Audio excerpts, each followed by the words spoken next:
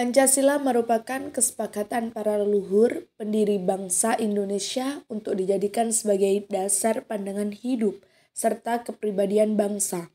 Oleh karena itu, Pancasila disebut juga sebagai sumber dari segala sumber hukum. Lalu, apa hubungan Pancasila dengan pengembangan ilmu?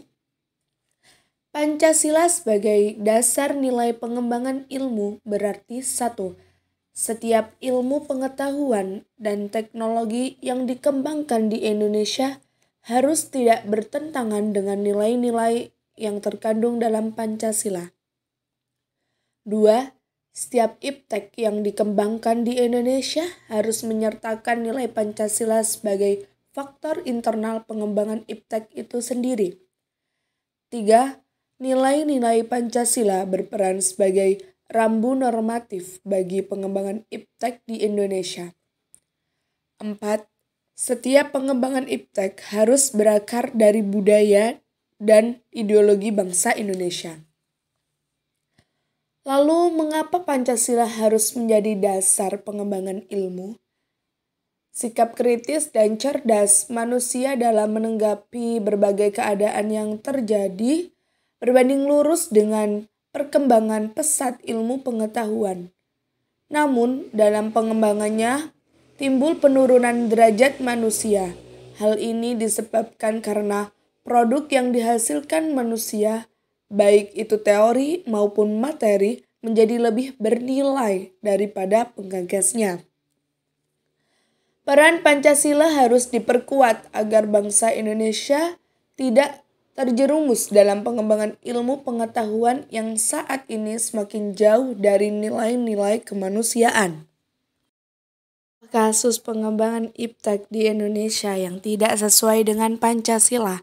Yang pertama yaitu munculnya berbagai agama seperti Gugulisme yang mana tidak masuk akal dan sesat.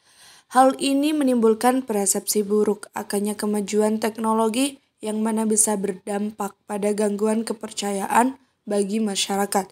Yang kedua yaitu perkembangan nuklir yang mana bisa mengancam hingga menghancurkan negara lain, seperti yang pernah terjadi di Amerika. Yang ketiga yaitu berbagai perkembangan informasi budaya negara lain melalui kemajuan internet membuat ancaman besar terhadap hilangnya budaya lokal. Perkembangan iptek membuat ancaman besar terhadap hilangnya budaya lokal. Hal tersebut dapat terjadi karena adanya pertukaran informasi antar negara yang membuat banyak orang tertarik terhadap hal baru. Selanjutnya yaitu ada beberapa website atau aplikasi yang mana sulit untuk menerima kritikan meskipun memiliki dampak besar buruk terhadap masyarakat. Yang terakhir yaitu menimbulkan orang-orang yang mencari konten dengan merendahkan orang miskin. Banyak orang-orang mencari konten dengan memanfaatkan kemiskinan orang melalui solusi sementara, sehingga orang yang membuat konten mendapatkan kekayaan lebih dan berkembang dari kontennya.